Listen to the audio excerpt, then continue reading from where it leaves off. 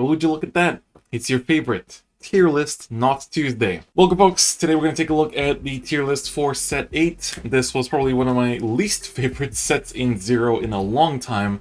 Very little that I really cared about. Feels like it took the best decks, gave them more top end, made Chronojet a little bit better, and then made Prisms into a really good deck, and then that was kind of it, and a bunch of really mid stuff. Luckily, the clan events this month were really good. Both Mega Colony and Genesis were pretty strong, so at least that is something to talk about, I suppose. Again, sorry that this is late. I'm just kind of catching up on content for both Zero and TCG, as having moved here to Japan, things have been quite busy in the first month, basically, but I'm finally kind of catching on to things, and starting to spend a bit less time as a tourist, just kind of going around and enjoying Japan, and more time actually working now again on both uni stuff and video stuff. Alright, so getting into it, let's talk about it. This is the last set's sort of tier list, so I haven't really removed anything just yet. Oops, I forgot that I have Fenrir in here twice, so I guess I'll just put them together. So, I guess let's talk about the sort of like viable stuff and whether that's shifted at all or not. So I think basically everything here just kind of stays as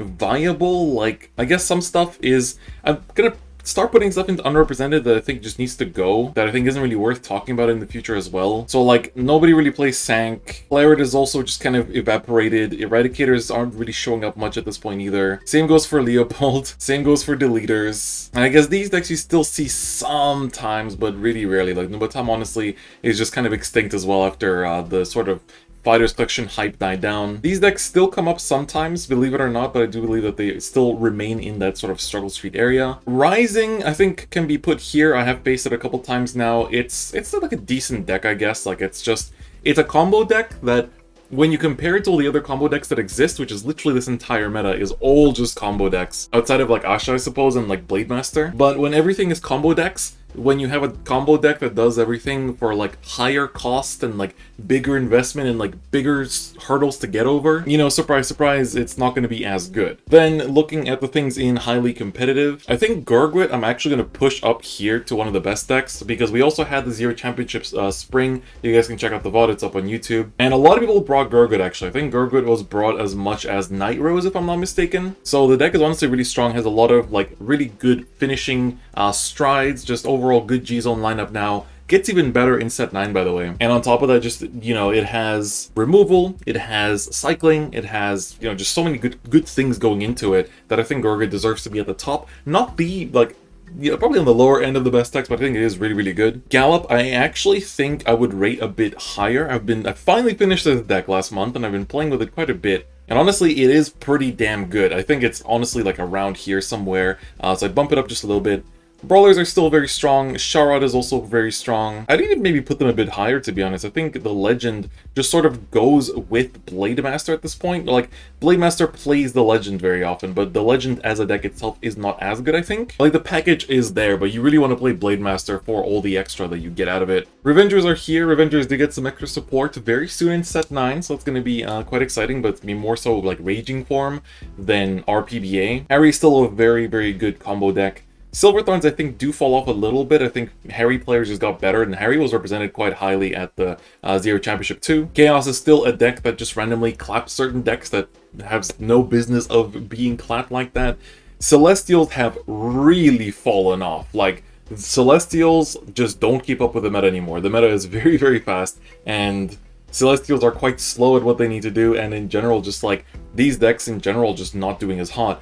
Same can be said for Nemuel. Like, I'm not going to put this down to viable just yet, but it is on that border. Like, they didn't touch Nemuel at all, and they just let it kind of, you know, it's like milk, right? It just reached its expiry date and it's over, right? The deck is just not really worth playing anymore. And there's new contenders for Bermuda instead. Sorry, I was mid-recording and I realized I didn't put Loris in here, which I think is worth kind of talking about. But yeah, so Nemuel honestly has dropped down. It is just a deck that is a bit too slow for its own good. So therefore, it's been demoted. I think Mir as well. I'm not gonna lie, this deck just kind of extinct. All the new decks just kind of took over, and I think it's better to retire this in order to start talking about new stuff like Prisms that actually deserve to be here. Vanquisher is still pretty high up, I think. I wonder if I'm putting it a bit too high. I would maybe put it down a tiny bit, although this like tier list looks a bit weird when like you look at everything highly competitive and it's like, oh, Vanquisher the #1 thing. Thavas as well, I think, has fallen off a bit, but it's just like, it's fallen off. Like that's about it. Like it's not as strong. It gets new support in set 9. But I think people have said this before, like, a lot of decks just do what Tavas does, but better at this point. And again, we're in a combo-heavy meta, and like when the best combo deck back then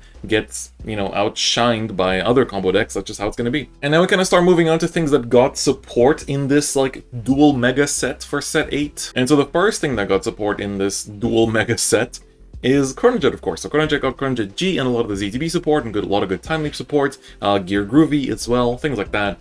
Overall, the deck got better, I would say. I think the deck is better. It got more combo routes, it got easier access to just time leaping in general thanks to Chronojet G. I haven't finished the deck myself yet because I still need to craft a couple doubles and triples, and I'm missing a Gear Groovy. But apart from that, the deck is pretty good. I think it's now better at pushing the opponent to that lethal range that it needs to push the opponent to in order to make itself better, which I think was kind of like the biggest lacking aspect of the deck back then, that we keep talking about every month. So I think in that sense, it has gotten a bit better. Messiah's got support with like Flageolet, as well as the new Greed 2 Lady Battler. But honestly, I don't think that necessarily made the deck that much better. Like, I think Flageolet is a cool card, but it didn't necessarily like make the deck suddenly that much better. I think it's still fine, but I think Chronojet actually is a tad better than what Messiah brought to the table with this new support. Did I talk about Gallop yet? Gallop, yeah, I did. I think I said I put it a bit higher than before. I'm kind of thinking maybe putting DI a little bit above. Like, I think it's better than Revengers as well. It's not as good as Harry or these decks, I would say, but it's still pretty nice. I think Harry might actually be up here rather than down there, honestly, because Harry's like, it's the same kind of thing as Nairo's. Like, the combo routes are just really, really strong, and so for that reason, it's always going to be pretty good. Alright, now we look at the things in the best decks before we talk about the actual new additions from this set's, you know, the things that didn't exist before. Gurgit already said is one of the best decks. Blademaster stays as one of the best decks for me as well. Like, this deck has, like, Titan, you guys in Global know, is really, really good, and obviously that carries the deck pretty hard. Altmile, I will put as a second best deck. I think Altmile now with Fides and Slayman has gotten even better, and I think that now it's like the best combo deck. I think Altmile is just the best combo deck. It recycles its own pieces. It's only going to get more support soon too. I'm expecting, honestly, next set to get like all the Brave stuff in here as well, and or maybe they're going to wait until the Aichi Legend deck so that we get Blaster Blade Exceed and like Altmile Wave 3, 4 or whatever, like at the same time. So we'll see, but I think Altmile is honestly one of the best. Nairo's got support in this set, but honestly, it didn't necessarily make it that much better. And I know some people would actually rate her lower. I still think it is one of the best combo decks, and it's really, really strong. People do bring up that, like, you know, the first strike for Altmile is Gabblade, and that already makes combos and pushes to 5, whereas Nairo's goes into Obadiah to set up, and therefore doesn't spend that first strike as aggressively. So I think that's a fair point, you know, if you want to dock points from Nairo's. But Scarlet is the person that makes my emotes, and I really feel bad if I separate Nairo's and Altmile. But realistically speaking, I think it might even be like this, something along these lines, or like this if I had to order it. I think Blademaster might be the third best deck right now. But these two are just kind of in a league of their own. This is kind of like the third deck choice for the most part, right? And then, of course, we have Asha. Asha has two build types now. You have regular Asha plus Bloom Asha. Both are amazing. Thuria still carries the deck. It's also pretty budget when you think about it. There's not many GRs you need, and you basically just need 4 Jingle Flower and 4 Thuria, and you're basically good to go. So this deck is very, very strong. It's still the best. 15 out of 16 players brought it to day 2 of the Vanguard Zero Championship, and it got banned out every single round, so you didn't get to see it almost every single round. So it basically almost saw no representation because it was banned all the time. Whereas Altmile got all the spotlight because it was the deck that was left up all the time. So that's, you know that Asha is a bit of a problem when the deck gets banned by basically everyone. So let's talk about the new stuff and the new additions and the new kind of improvements here. Chronofang, bit of a struggle, not gonna lie. This deck is not super cool. It has, like, the strides give you drives and pressure and stuff, and it's like an interesting alternate play style to Chronojet, but it doesn't really do much. Like, when you look at how many combos and like cool things that Time Leap can now do, like, Chronofang just pales in comparison, so the deck will get support in the future, and hopefully when that happens it will get better, because right now it is just not really doing great. Demiurge just needs a tier of its own. You literally cannot accomplish the win con. Like, it is so hard to actually get this thing going in Zero. Like, it's...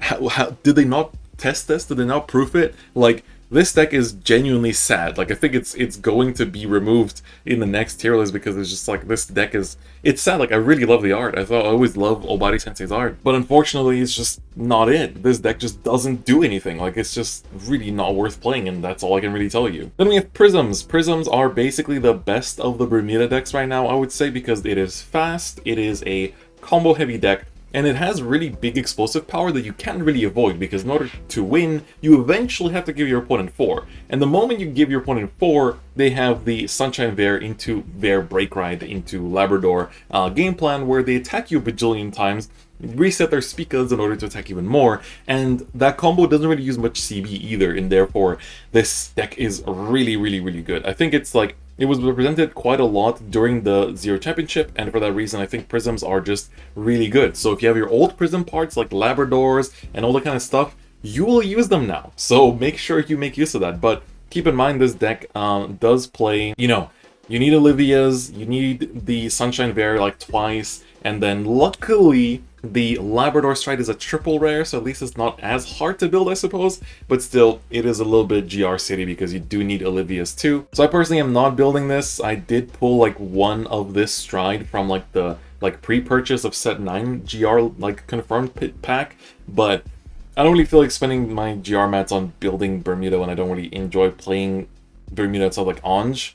So for me, it's a bit of a pass, but I think, I'm sure somebody will make a video about it. But this deck is really good. It's really good. If you want to see it in action, watch the Vanguard Zero Championship VOD. You see plenty of games there, and you get to see how explosive this deck is. So I think that is also, you know, quite worth checking out. Coral, unfortunately, doesn't really do much. This deck is, it added a GR and nothing much else. Like, you just draw cards, and it's like a bit unfortunate because kind of the strength of this deck in TCU is that it was just like a fat hand, big power, like that kind of stuff. You could still, you had at least Crook and Speaka to like do combos, but they refused to bring in Crook, but they brought in Abyssal Owl. So I'm not really sure what the point of that is. No, not Abyssal. They brought in, Abyssal's the grade 1, the other owl, the grade 0, the crit owl. But yeah, so unfortunately this deck doesn't really do much. It's just unfortunate. I guess we'll just talk about the final Bermuda deck while we're at it, which is Loris. I think Loris is honestly pretty good. It's a cool combo deck. Got a bit of new support. I haven't seen it as much, but I would probably rate it like around here. I think it's pretty strong. It's not as strong as Prisms, but Loris honestly got good support. It got its Stride. Again, GR City, which is a bit unfortunate, but that's just kind of Bermuda. Like, Olivia's really, really good, so you can't really avoid it, so that's just how it is. And then finally we have the 2 Clan Event decks. So Darkface, in my opinion, is pretty damn good. I would put it around here as well, I think, so kind of like towards the Legend. The deck steals your opponent's intercepts, and it bashes face. It draws a bunch of cards, and it just has a pretty good G-Zone lineup as well. And for a Clan Event to have all of that is really good. I'm an unfortunate idiot, and I forgot to exchange for my cards. I exchanged for 2 GRs, and then I was thinking if I get a 3rd GR, or get the triple rares, and then it expired and I got neither. So unfortunately, I cannot make a video about this deck for the time being, if ever, because of my mess up like that. I'll try, I'll see. I have some crafting materials for Mega Colony, so I might try something, but it's a bit unfortunate, it's my own fault. But the deck is pretty good, so hopefully somebody also makes coverage about it. If not, I will maybe eventually one day, who knows. And finally, we have Fenrir. I have Fenrir already in here somewhere. I think this deck is pretty good. I've faced against it a couple times too. I think, let's put them together. So, I think it's pretty good. Taro is quite strong, because Taro essentially allows you to, when it's Soul Blasted, stand something, so you don't even need to run Wiseman anymore. Like, you basically just run a bunch of good attackers at scale, and then you just like bash your opponent's face, you flip stand triggers that obviously stand your stuff, and then you Soul Blast out Taro in the battle phase to stand your stuff. And then the things you attack with also Soul Blast. So you have multiple Taros in the Soul,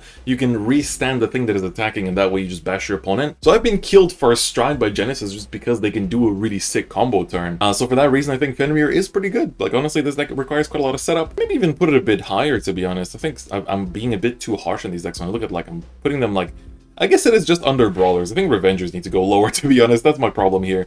Brawlers are still very good in DI and has a lot of annoying guard district, but I think Revengers are just rated too highly here, to be honest. So yeah, I think that is basically the tier list for this set. Set 8 was pretty big with a lot of introductions of new things, and obviously I'm not separating like Asha into Bloom and non-Bloom, I'm just kind of putting it all together in one. But that's the general look of things in set 8. I honestly did not enjoy this set very much. I played a fair bit, but I was playing set 7 decks in the set 8 format, so I honestly have barely finished any set 8 decks because I just didn't have any motivation for the set. So there'll still be a few videos on some of the decks that were in this set, but honestly I'm mostly going to be jumping to set 9 because set 9 I'm building basically everything. Like set 9 is really fun. Luard is super great, Gurgud got cool support, Gavriel's finally playable, so I'm excited to, you know, start playing with the new Gavriel support and see where it's going to go. So yeah, that's the tier list for this month. Hope you enjoyed it. If you did, please do give it a like, and if you haven't already, please do subscribe. We're getting closer and closer to 50k. We're at 49.1. Like 900 more people need to come through and we can get there, man. I think once we get like 100 away, I might do one of those like crazy streams where it's like I stream until we hit 50k or some shit. Because I really want to get there. Honestly, it's been my dream for a long time. I have some really cool like video ideas for